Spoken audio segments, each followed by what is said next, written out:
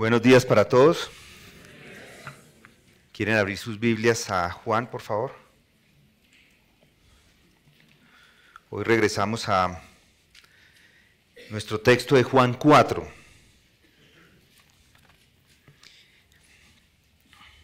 Y les pregunto, ¿no les pasa que cuando están pasando por un tiempo en sus vidas donde podrían considerar que no hay nada raro, no hay altibajos, cuando la están pasando de maravilla, cuando las cosas están saliendo bien en general, en esos momentos raras veces se espera uno encontrarse en situaciones que desafíen la fe, ¿no es cierto?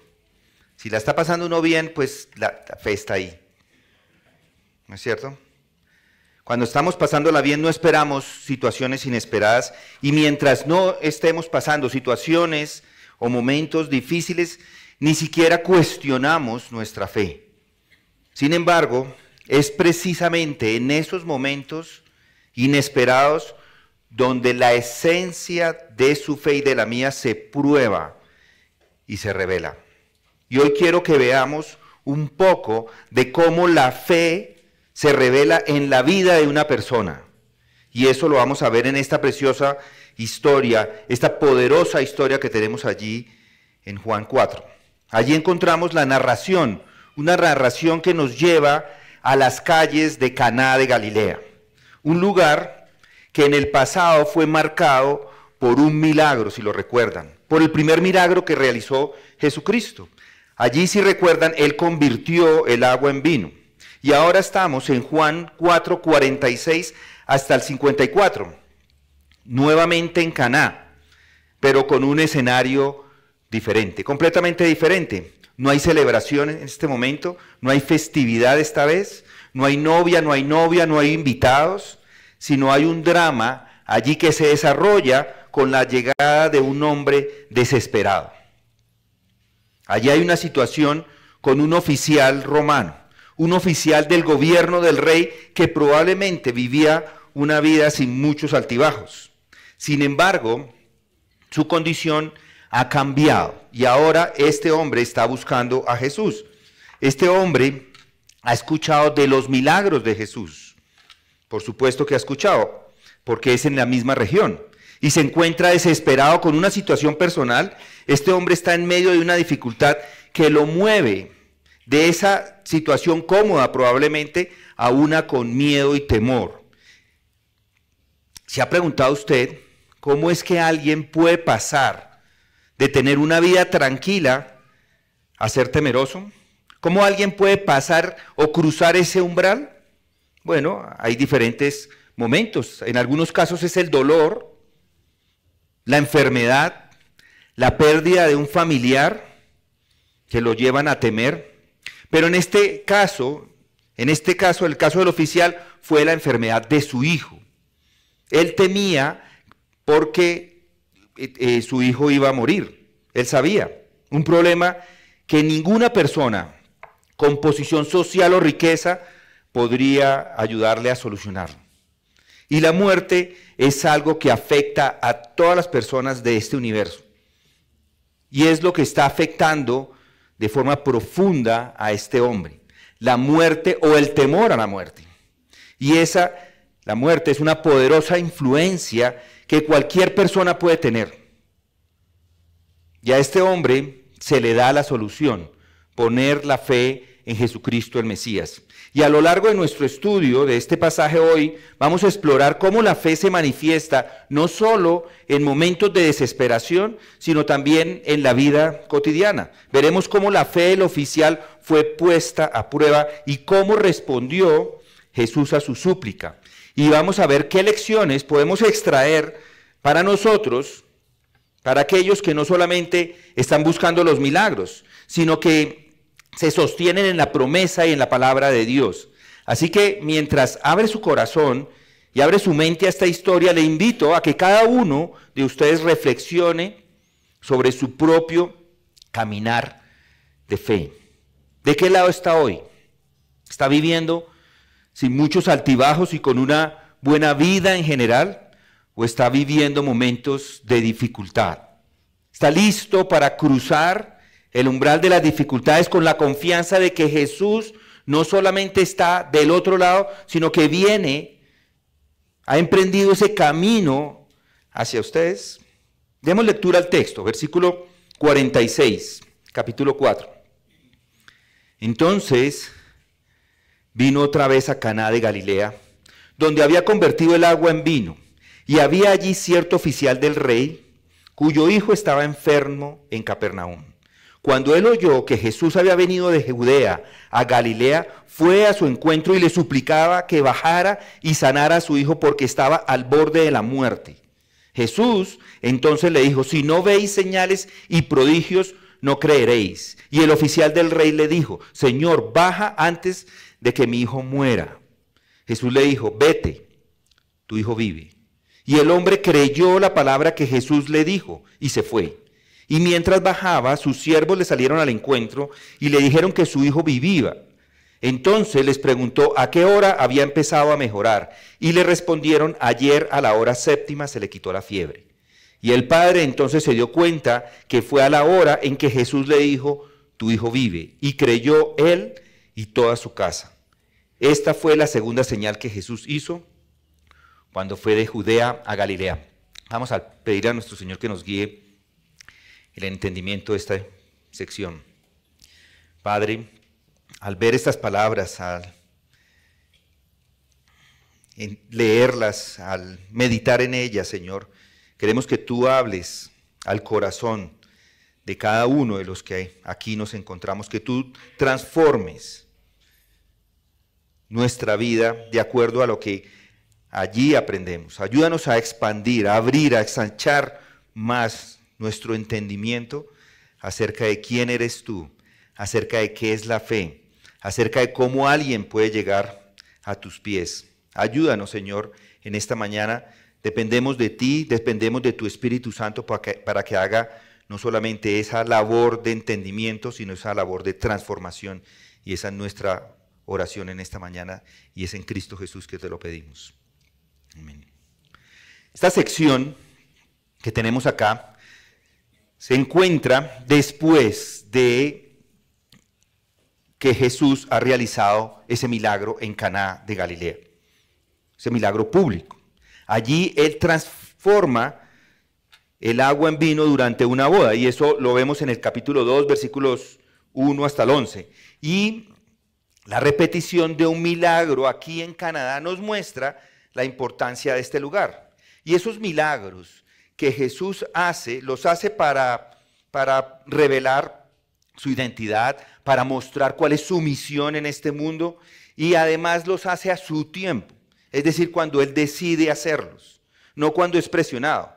Y recuerden que Caná de Galilea, o Caná está en Galilea, que es una región que tenía una mezcla de judíos y gentiles, y esto a veces generaba tensiones culturales y religiosas, y los judíos tendían a menospreciar a los galileos.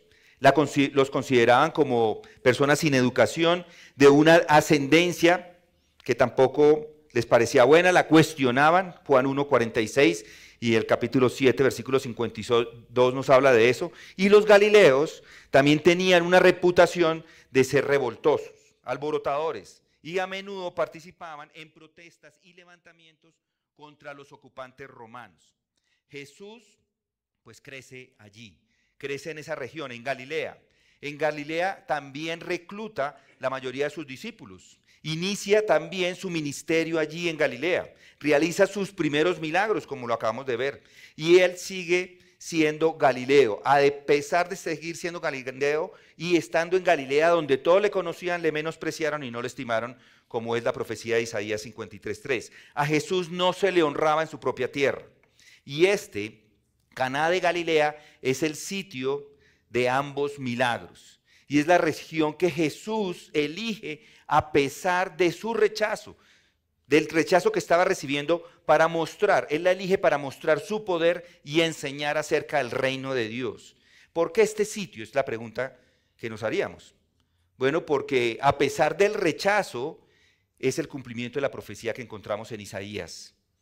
9, 1 al 2 y se los leo. Dice, pero no habrá más lobreguez para el que estaba en angustia, como en tiempos pasados. Él trató con desprecio a la tierra de Zabulón y a la tierra de Neftalí.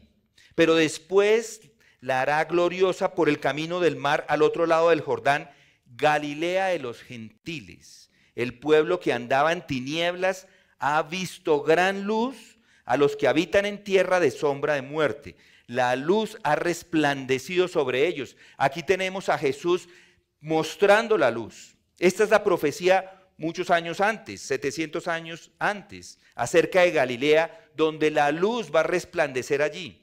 Y el inicio, el ministerio de Jesús es en Galilea, cumpliendo las profecías del Antiguo Testamento. La luz llega primero a esta región que históricamente había sido despreciada y vista como menos importante. ¿Por qué este sitio? Bueno, Galilea además era una región de gran diversidad cultural y económica. Diferentes personas vivían allí. Vivían juntos gentiles y judíos, lo que hacía este lugar un punto ideal de partida para el ministerio, porque el propósito del ministerio era que se cruzaran las fronteras culturales y étnicas. ¿Por qué? Porque este sitio, Galilea además está lejos de la hostilidad de Jerusalén. Jerusalén es el centro religioso y político de Judea y era también el centro de la resistencia más feroz en contra de Jesucristo. Eran hostiles allí a todas las enseñanzas de Jesucristo. Entonces, ¿por qué este sitio? Porque Jesús también era de Nazaret, una ciudad en Galilea, lo que le daba, por supuesto, un vínculo natural con la región. Y por último, ¿por qué este sitio? Porque Galilea se encontraba cerca de importantes rutas comerciales que conectaban con el resto del Imperio Romano. Esto, al final, lo que está proveyendo es una facilidad para que esas enseñanzas puedan ir por todos los lugares, tanto como vía terrestre como vía marítima. Entonces, Galilea, además de ser la profecía del lugar donde Jesucristo va a iniciar su ministerio, también encontramos que este es un lugar clave para el inicio del ministerio de Jesucristo. Y esto ayuda a que ese mensaje de Jesús se expanda rápidamente. En la lectura que acabamos de hacer, allí vemos que en Caná de Galilea está este oficial que es el personaje central de la historia. Este es el oficial del rey y probablemente sería un empleado de alto rango de la corte de Herodes Antipas, porque Herodes Antipas era el tetrarca de Galilea, el gobernador de Galilea. Y esto sugiere que entonces que este hombre, este oficial, tiene acceso a recursos y conexiones importantes. Probablemente tendría acceso a médicos o a curanderos. Pero se encontraba en este momento este hombre impotente frente a la enfermedad de su hijo. Esto nos muestra que el hombre, sin importar si es del estrato más alto, si es el gobernante más importante de un país o si es el empresario más grande, todos los hombres son vulnerables a la muerte y necesitan de la fe para poder sobrepasar las pruebas de esta vida. Necesitan creer para poder sostenerse en esos momentos difíciles. Y el Evangelio de Juan lo que está haciendo es exactamente eso. Está hablando acerca de creer. Es el Evangelio de la fe, es el Evangelio de creer. Y esto es lo que describe Juan. En el versículo 31 del capítulo 20 lo dice. Para que creáis, todo esto fue escrito para que creáis que Jesús es el Cristo, el Hijo de Dios, y para que al creer tengáis vida en su nombre. Ese es el propósito de todo el Evangelio. Y este verbo creer que se usa en el original aparece muchas veces. Y la mayoría de las veces hace referencia a creer en la salvación de Jesucristo. Juan 1:12. Pero a todos los que le recibieron les dio el derecho de llegar a ser hijos de Dios, es decir, a los que creen en su nombre. ¿Y si lo notaron? Por creer en Él, las personas son hechos hijos de Dios, al llegar a ser hijos de Dios, Juan 1:12. Además, Por creer obtienen vida eterna, porque todo aquel que ve al Hijo y cree en Él, tiene vida eterna. Y además, creer evita juicios. El que cree en Él no es condenado. Juan 3:18. Y esos que creen toman parte de la resurrección y la vida. Yo soy la resurrección y la vida. El que cree en mí, aunque muera, vivirá. Juan 11:25. Y los que creen van a la resurrección de vida, y los que no creen a la resurrección de juicio. Juan 5:29. Además, el Espíritu Santo habita en aquellos que creen. Juan 7:38 lo dice. El que cree en mí, como ha dicho la Escritura, de lo más profundo de su ser brotarán ríos de agua viva. Pero él decía esto del Espíritu, que los que habían creído en él habían de recibir, porque el Espíritu no habría sido dado todavía, pues Jesús aún no había sido glorificado. Juan 7:38 y 39. Y es más, los que creen se libran de la oscuridad espiritual. Juan 12:46. Yo, la luz, he venido al mundo para que todo el que cree en mí no permanezca en tinieblas. Y encuentran inclusive poder espiritual para obrar. Juan 14:12. En verdad os digo, el que cree en mí, las obras que yo hago, él las hará también. Y aún mayores que estas hará, porque yo voy al Padre, dice Jesucristo. Y más aún, ordena a todas las personas a que crean en su Hijo.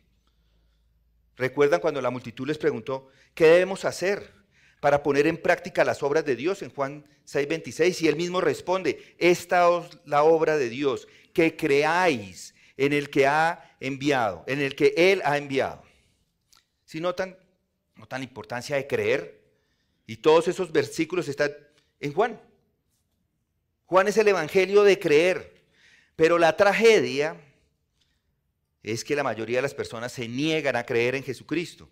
Él se los advierte, inclusive a aquellos que ni se niegan, Él les da una advertencia en el Sermón del Monte. Entrad por la puerta estrecha, porque ancha es la puerta y amplia es la senda que lleva a la perdición, y muchos son los que entran por ella, porque estrecha es la puerta y angosta es la senda que lleva a la vida, y pocos son los que la hallan.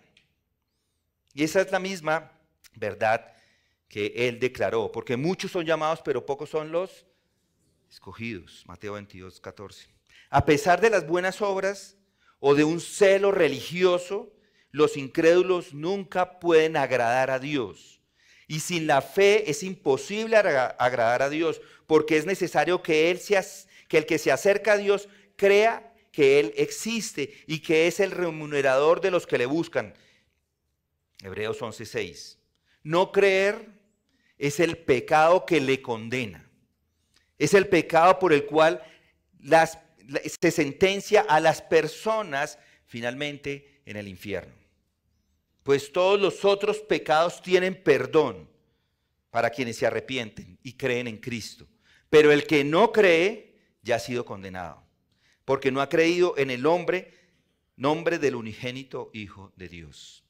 Jesús dijo del Espíritu Santo, dijo, y cuando Él venga, convencerá al mundo de pecado, de justicia y de juicio. De pecado porque no creen en mí. Ese es el corazón de la incredulidad. Caracteriza a las personas, es lo que caracteriza a las personas no regeneradas. Es un corazón que ama la oscuridad, que ama el pecado y detesta la luz del evangelio. El corazón de incredulidad también es agravado por el mismo Satanás, en los cuales el Dios de este mundo ha cegado el entendimiento de los incrédulos. Es decir que inclusive es peor, los incrédulos están siendo cegados adicionalmente para que no vean el resplandor del evangelio de la gloria de Cristo, que es la imagen de Dios. A veces Dios hace eso, a veces Dios endurece los corazones de los incrédulos como un acto de juicio por su incredulidad obstinada. Por eso, si usted no ha creído, deje de no creer, crea. La incredulidad es el rechazo a la verdad salvadora divina que encontramos aquí en las Escrituras. Jesús confronta a los judíos incrédulos diciéndoles, pero porque yo digo la verdad no me creéis. ¿Quién de vosotros, me prueba que tengo pecado. Y si digo verdad, ¿por qué vosotros no me creéis? La incredulidad es el rechazo de Jesucristo, quien es la verdad, quien es el Dios encarnado. Pero hermanos y hermanas, y amigos y amigas, la historia del Evangelio nos muestra que a pesar de la incredulidad hay esperanza para cada corazón dispuesto a recibir la revelación de la verdad divina. Estar dispuestos. Juan habla de que la incredulidad es vencida por la fe en Jesucristo, y ese es el único camino para la vida eterna. Y aquel que no crea hoy, le espero que pueda abrir sus corazones para creer en Él plenamente y recibir todas las bendiciones que están preparadas para aquellos que creen. Y es lo que encontramos aquí con este oficial. Este hombre es uno que cree. Miremos el texto para ver esto de la fe, porque es acá donde encontramos la esperanza cuando nos encontramos en esos momentos oscuros de la vida. Y esa esperanza está mirando el objeto de la fe, que es Cristo. Y cuando parece que todas las salidas están cerradas y la esperanza es apenas un hilo tenue, es precisamente entonces cuando su fe encuentra su verdadero fundamento y puede florecer aún más, con más fuerza. Veamos cómo esta desesperación del oficial del rey lo lleva a un encuentro transformador con Jesús. Y esto marca el inicio de un camino de fe profunda y confianza en el poder divino. Noten el versículo 46. Allí vemos la desesperación de este hombre, la desesperación que lleva a la fe. Versículos 46 y 47.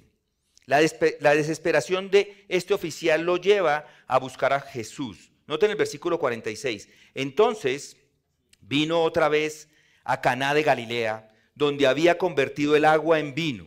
Y había allí cierto oficial del rey, cuyo hijo estaba enfermo en Capernaum.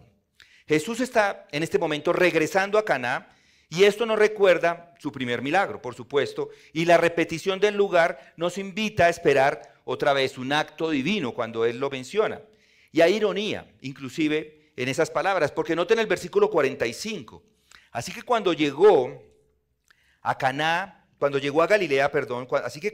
Galilea, los galileos le recibieron, pues habían visto todo lo que hizo en Jerusalén durante la fiesta, porque ellos también habían ido a la fiesta. Acá estas palabras cobran mayor valor al considerar el hecho de que Jesús acaba de realizar un milagro en esas bodas. Pero en vez de responder con fe, el pueblo pide más y más. El motivo de su bienvenida es en realidad equivocado. De hacer esta bienvenida es equivocado porque le reciben, porque han visto lo que vieron allí en Caná. Ahora están en Capernaum, en esta ciudad que está ubicada a unos 25 kilómetros al norte de Canadá. Es un lugar relativamente cerca y allí llega el oficial del rey. Y esta es una persona con estatus, como lo dije, vulnerable ante la enfermedad de su hijo. Juan 4:47 dice, cuando él oyó que Jesús había venido de Judea a Galilea, fue a su encuentro y le suplicaba que bajara y sanara a su hijo porque estaba al borde de la muerte. Noten el lenguaje que está utilizando. Noten esa palabra suplicaba. Suplicaba indica que lo repite varias veces. Varias veces le está diciendo lo mismo. Venga, por favor, venga y ayúdeme. Ayúdeme sanando a mi hijo. Y esa búsqueda de Jesús se está dando por esa desesperación que tiene el hombre. Ve su hijo enfermo, ve que no hay salida. No parece en estas palabras que esté buscando al Mesías. Inicialmente él está buscando a alguien que le pueda hacer un milagro. Él va a Jesús porque él sabía que él ya había hecho en el pasado un milagro, había convertido el agua en vino. Se acerca más y más motivado para que él le haga ese milagro. Porque él sabe que Jesús puede hacer algo. Porque él es el que estaba haciendo los milagros, no necesariamente porque Jesús fuera el Mesías. Y esa desesperación lleva al oficial a buscar a Jesús cruzando barreras sociales y geográficas inclusive. Y esa urgencia y necesidad pueden ser catalizadores para la persona que está buscando espiritualmente. Hay muchos que en momentos de dolor o desesperación buscan las cosas espirituales, ¿no es así? Imagínese un padre que ha pasado noches enteras en un hospital, junto a la cama de su hijo enfermo, sintiendo que cada opción ha sido explorada por los médicos y las esperanzas se van desvaneciendo y desvaneciendo. En su desesperación, finalmente baja a hablar con el chaplain del hospital. Los chaplain son las personas que están allí para atender las cuestiones espirituales. Hay de diferentes religiones, católicos. Baja particularmente a hablar con el chaplain evangélico. En muchos de estos casos, lo que están haciendo estas personas es buscar más allá que lo que un médico pueda decirles. Están buscando un milagro. Buscan a Dios.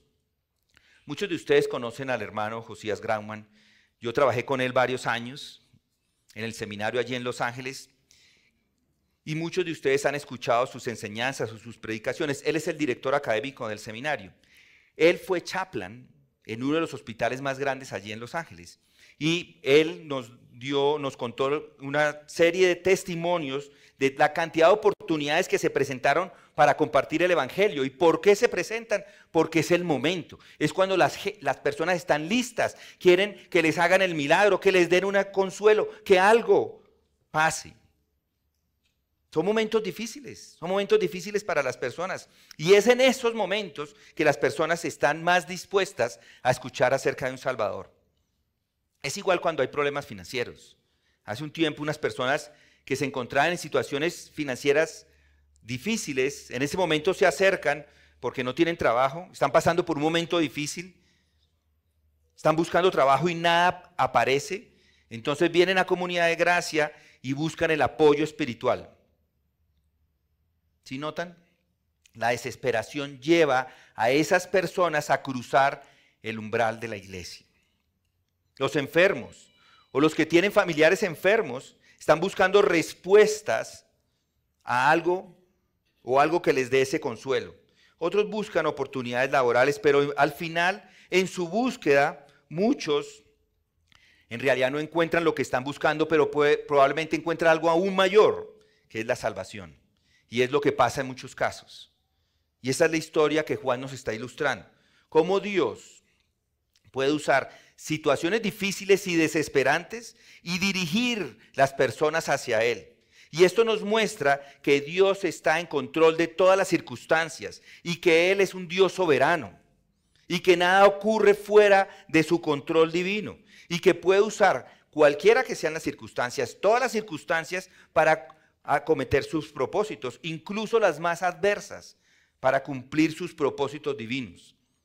Y el hecho de que el oficial acudiera a Jesús en esa desesperación sugiere que ya Dios estaba trabajando en su corazón, antes de que inclusive encontrara físicamente a Jesús.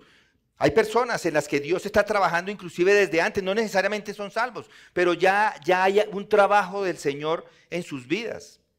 Y esto nos habla de la gracia previa de Dios, que actúa en los corazones de las personas antes de que reconozcan conscientemente a Dios y de su necesidad de salvación. Por eso, es igual con cada uno de ustedes y por supuesto de mí, es lo mismo que pasó. Reflexione en cómo en momentos difíciles en sus vidas a menudo les impulsan a buscar a Dios más fervientemente. El salmista lo dice en el Salmo 34, 18, dice: cercano está el Señor a los quebrantados de corazón y Él salva a los abatidos de espíritu. Ese versículo nos muestra cómo Dios se acerca y no solo está cerca a los que están abatidos, proporcionándoles consolación, sino que les proporciona la salvación a aquellos que están desesperados y quebrantados. Y esta era la situación del oficial antes de su encuentro con Jesús. Y Pablo lo dijo también, o lo dice o lo afirma también en 2 Corintios 12:9. Él me ha dicho: te basta mi gracia, pues mi poder se perfecciona en la debilidad. Por tanto, muy gustosamente me gloriaré más en mis debilidades para que el poder de Cristo more en mí. Pablo le está pidiendo a Dios en este momento, en este texto, que le quite el aguijón de la carne. Él se lo ha pedido varias veces. Le ha pedido que le quite esta situación difícil que está viviendo. Pero Dios le dice, basta mi gracia. En el tiempo presente el verbo se traduce basta, revela que hay una disponibilidad constante de gracia divina. Dios no quitó el aguijón, como Pablo le rogó que lo hiciera, pero nunca dejó de suministrarle la gracia para soportarlo. No necesariamente Él responde esos pedidos de oración. Por favor, sana a mi hijo. De pronto no lo sana. A Pablo no le concedió esa petición, pero basta mi gracia, esa sí se la dio. Y él más adelante lo dice, después de esto dice, todo lo puedo en Cristo que me fortalece, porque se dio cuenta, porque mi poder se perfecciona en la debilidad. Cuanto más débil es el instrumento humano, con más claridad resplandece en medio de la prueba por la gracia de Dios. En este versículo, en el versículo 12, en este texto de 2 Corintios 12, Pablo habla de encontrar fuerza y fe en momentos de desesperación y debilidad. Y es la misma idea que vemos con la situación del oficial que busca a Jesús. Mis hermanos, cuando las puertas de la desesperación se cierran, las ventanas de la fe se abren. En muchas de nuestras peores pruebas encontramos el camino hacia una fe más profunda, ¿no es cierto? Entonces la desesperación lleva a la fe. La devoción, si está tomando nota, versículo 48-50, lleva a la fe. Jesús, en estos textos, vemos que pone a prueba la fe del oficial. Este oficial cree en la palabra de Jesús sin necesitar ver más señales. Noten, el versículo 48. Jesús entonces le dijo, si no veis señales y prodigios no creeréis. El pronombre utilizado allí está en plural. Entonces Jesús se está dirigiendo no solamente a este oficial, sino a todo el pueblo galileo. Y la respuesta de los galileos es incorrecta, porque para ellos lo importante eran los milagros, dejando de lado la persona de Cristo. Para ellos lo central era la necesidad de ver las continuas demostraciones milagrosas. Y esta actitud representa un profundo estado de incredulidad. Pero en medio de esto, de la incredulidad de los galileos, tenemos la fe del oficial. Jesús no solamente responde a la petición, sino que le plantea un desafío sobre la naturaleza de la fe del oficial y a todos los presentes. Noten el versículo 49. El oficial del rey le dijo, Señor, baja. Le está pidiendo que vaya. Baja antes de que mi hijo muera. Además, es una petición incesante, insistente. Nos muestra que este hombre está desesperado. Pero en medio de esa desesperación hay algo de fe, porque él insiste, él sigue pidiéndole, baja, baja. Vete, le dice Jesucristo. Tu hijo vive. Y el hombre creyó la palabra que Jesús le dijo y fue. Jesús ha satisfecho las demandas de la incredulidad de los galileos, porque ellos querían ver una obra y él se las satisface al sanar al hijo del oficial. Y con esto reveló no solo su simpatía, sino su infinita gracia. A pesar de tratarse de una petición de milagros desprovista de fe, y él igual la dio, le sanó sin ir hasta el lugar inclusive. Y esto me hace recordar un poco la historia de Abraham, que fue llamado por Dios a dejar su hogar y a dirigirse a una tierra desconocida. Esto con la promesa de una descendencia numerosa y grandísima y muchas bendiciones, a pesar de su edad avanzada. Recuerden que este hombre tenía 100 años y además su esposa era estéril, Sara. Pero Abraham creyó en la palabra de Dios.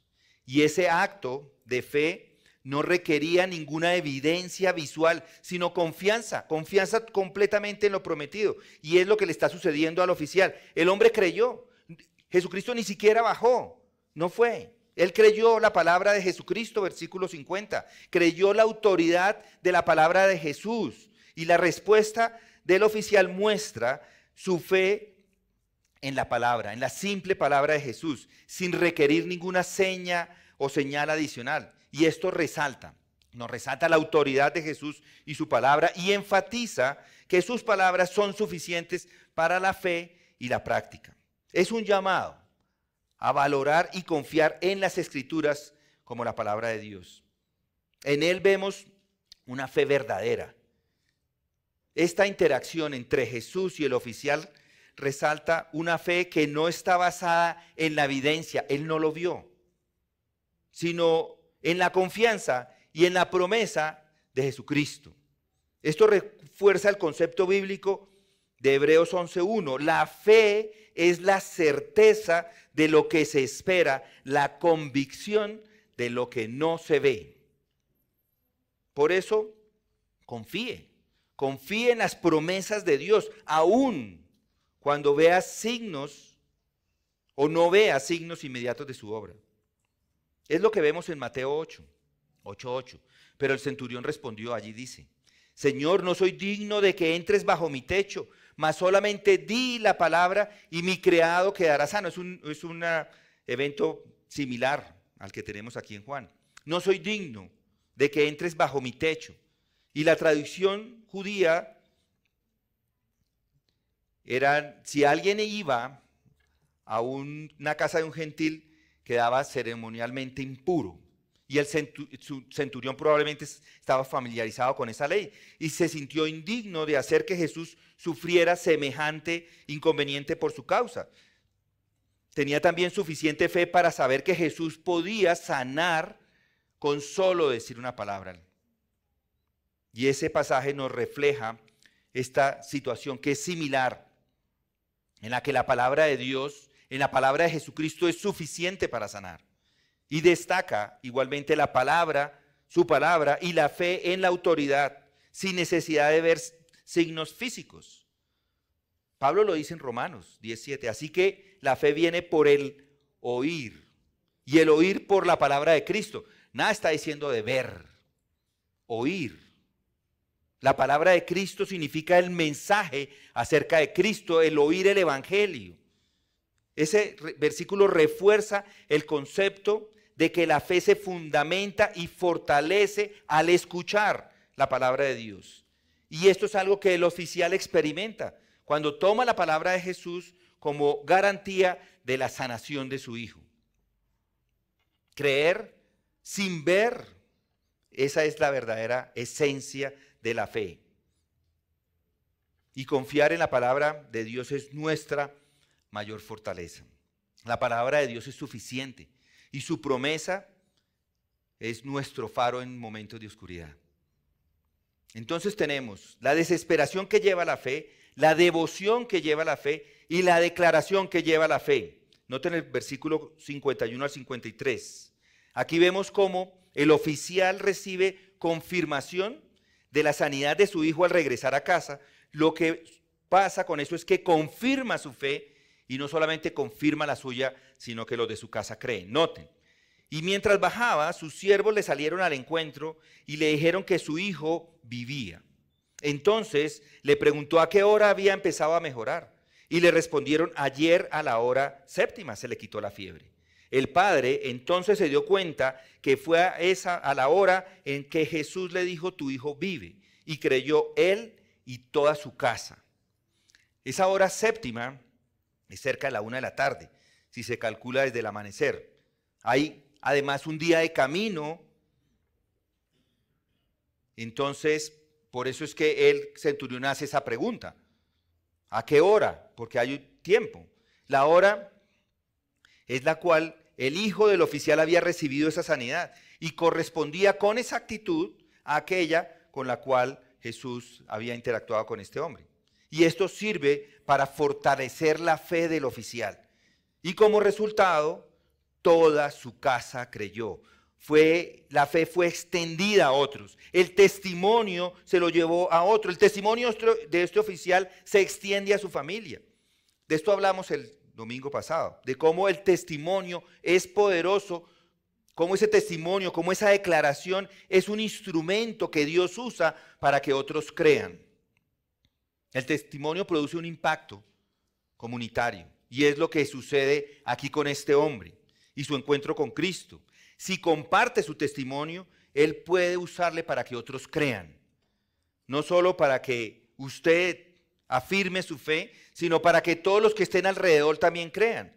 Imagínese a una mujer que ora fervientemente por la reconciliación con su hermano, con quien no ha hablado en años. Al día siguiente, después de una noche de oración, recibe una llamada inesperada de su hermano, deseando arreglar las cosas. La coincidencia de la llamada justo después de la oración es una confirmación divina de su fe. Y es lo que Dios hace con este oficial. El hombre simplemente en ese momento que se da cuenta, le contó a todo el mundo. Dio el testimonio, lo declaró, lo contó para que otros creyeran. Para mí o para nosotros fue mientras estábamos preparándonos para ir al seminario. Nos faltaba mucho dinero, deberíamos cubrir un año de manutención y alguien que no es creyente proveyó todo lo que necesitábamos, todo lo que faltaba. Esto no solamente nos confirmó que deberíamos ir al seminario, sino que afirmó que Dios, en mi corazón, que Dios es fiel. Y esta fidelidad se ha repetido en varias ocasiones en nuestras vidas. Y es lo mismo con ustedes porque Él es un Dios fiel. Solo basta parar y observar lo que Él hace. Dios es fiel en cumplir sus promesas. La sanación del hijo del oficial se dio como Jesús lo había dicho, y esto demuestra que Dios es fiel a sus palabras y que cumple sus promesas. Esta fidelidad es un aspecto central en el carácter de Dios, que asegura a los creyentes que pueden confiar en Él en todas sus circunstancias. Y la fe del oficial no solo resultó en un milagro, sino que también llevó a toda su familia a creer. Y esto nos muestra, esto nos resalta la importancia del testimonio personal y ese efecto evangelizador que provee, porque propaga la fe a través de su testimonio personal y evidencia la obra de Dios en su vida.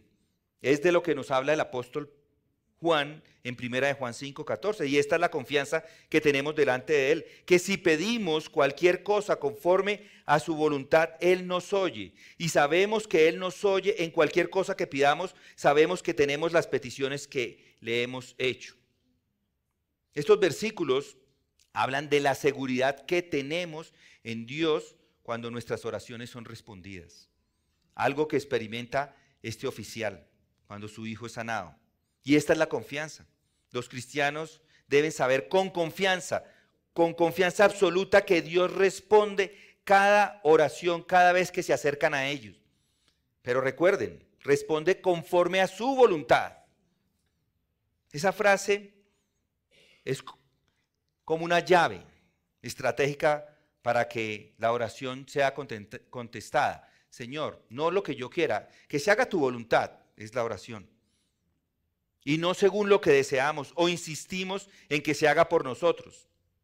Juan ya en 1:3, en 1 de Juan 3, ahí especifica que la oración contestada también depende de la obediencia a los mandamientos de Dios. Si nuestro corazón no nos condena, confianza tenemos delante de Dios, podemos acceder a Él. Y si Él contesta, si renuncia a su pecado. Si permanecéis en mí y mis palabras permanecen en vosotros, pedid lo que queráis y os será hecho.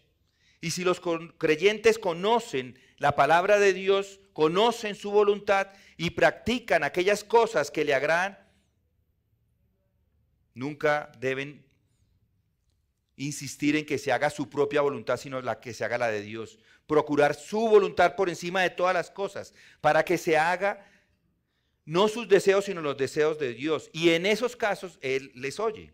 Eso significa que Dios siempre escucha las oraciones de sus hijos, pero no siempre de la manera que esperan que sean presentadas o respondidas. Igual sucede con el carcelero. ¿Recuerdan el carcelero de Hechos 16? Allí vemos cómo la declaración de estos hombres llevó a este hombre a la fe. Y el carcelero que tenía a los apóstoles en la cárcel, allí leemos en 16:34, llevándolos a su hogar.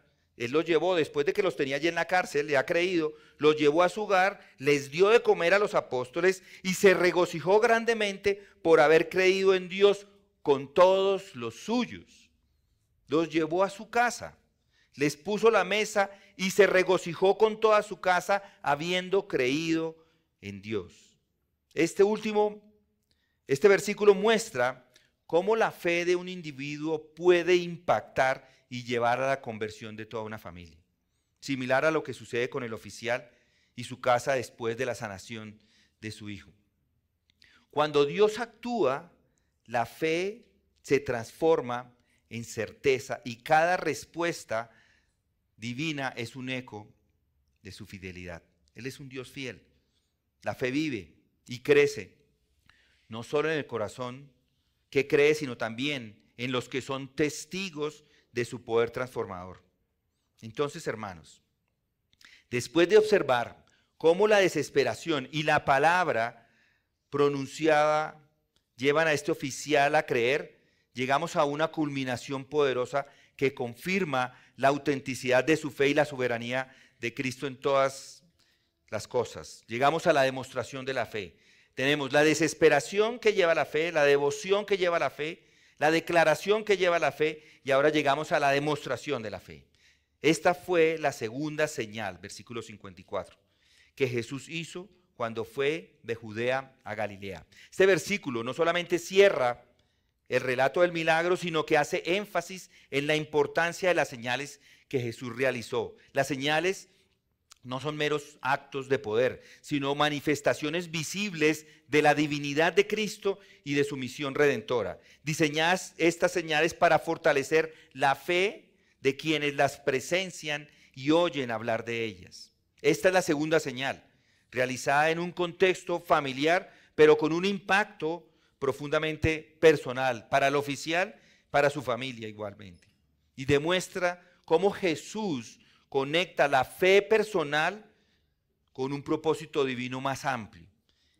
Imagina un hombre que ha pasado toda su vida construyendo puentes. Con cada estructura que completa no solamente facilita el camino para el paso, sino que también deja un legado de conexión y de fortaleza. Y así como un puente se convierte en una prueba palpable de su habilidad y de su visión, los milagros de Jesús hacen lo mismo. Son el puente entre la humanidad y lo divino. Esos milagros nos enseñan exactamente eso. Nos demuestran que Él es el camino de salvación.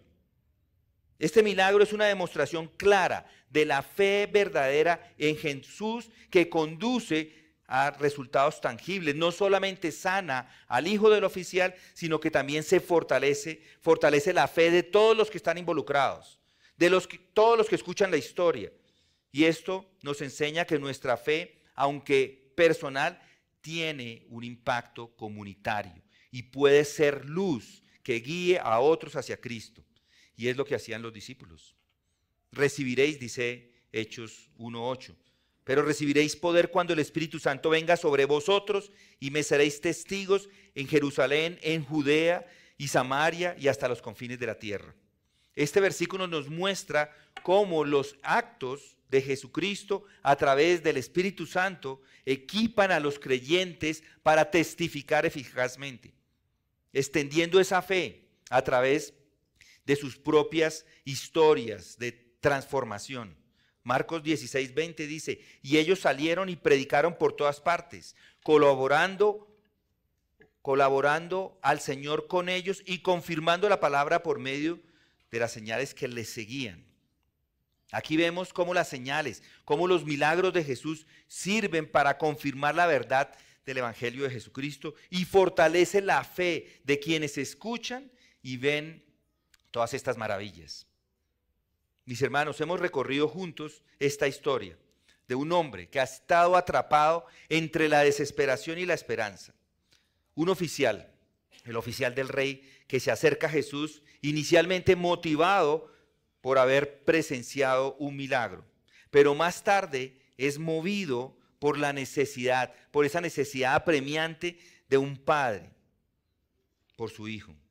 Y es a través de ese caminar, de esa jornada desde Canaán hasta Capernaum que vemos cómo su fe, inicialmente impulsada por la urgencia, se transforma en una creencia firme y compartida por toda su casa. Lo que este pasaje nos está enseñando es algo profundo y relevante para cada uno de nosotros hoy.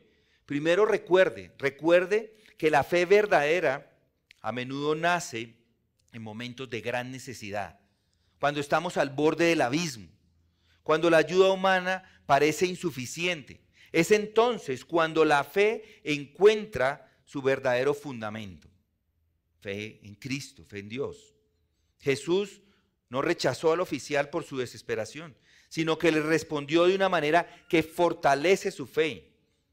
Podría haberle dicho, no, tranquilo, crea en mí y veremos a ver si le sano a su hijo. No, él le sanó al hijo sin haber creído inclusive. Vete, tu hijo está sano. Y es después de eso que él cree. El oficial creyó la palabra de Dios en ese momento que le dijo, tu hijo vive. No necesitó ni siquiera ver para creer. Creyó y luego vio la manifestación de esa fe. ¿Cuántas veces, le pregunto, duda de las promesas de Dios simplemente porque no ve inmediatamente la evidencia de su cumplimiento? Esta historia nos muestra que la fe tiene un poder contagioso. La fe del oficial no solo resultó en la sanación de su hijo, sino que también llevó a toda su familia a creer en Jesús. Su fe, por lo tanto, no es un viaje solitario. Probablemente usted dice, yo estoy aquí en medio de mi familia, yo soy el único. Puede ser. Pero no es un viaje solitario, porque afecta a todos los que le rodean. Y puede llevar a otros a conocer y a experimentar el amor y el poder de Cristo. Y en la medida que va saliendo hoy de este lugar, lleve con ustedes no solamente la historia de este milagro, sino también el espíritu de fe que transformó la vida, que puede inclusive transformar a su familia entera. Y que pueda algún día decir como el oficial, tomar la palabra de Cristo en serio y confiar en que Él es fiel en cumplir sus promesas. Y que al hacerlo, su fe sea un testimonio viviente del poder de Dios. No solamente en sus vidas, sino en todos aquellos que están alrededor de ustedes. Ore para que pueda caminar con Cristo, para que ese caminar con Cristo siempre sea un caminar de fe y que nunca olvide que en cada palabra que Él ha dicho hay vida eterna para poder salvar. Vamos a orar. Gracias, Padre, porque estas historias nos ayudan, Señor, a fortalecer nuestra fe, a entender cómo alguien puede ser transformado para la vida eterna creyendo en tu Hijo Jesucristo. Gracias, Señor, por las pruebas. Algunos de nosotros, por medio de esas pruebas, es que nos llevaste hasta tus pies. Otros tal vez no lo han vivido así, pero igual eres tú el que salva, eres tú el que provee la salvación a aquellos que han creído. Ayúdanos a creer, ayúdanos a continuar en este camino, no solamente de regocijo al saber que hemos puesto nuestra fe en ti, sino un camino que podamos compartir, en un camino que podamos compartir la fe a todas esas personas que están alrededor de nosotros. En el nombre de Cristo te pedimos esto.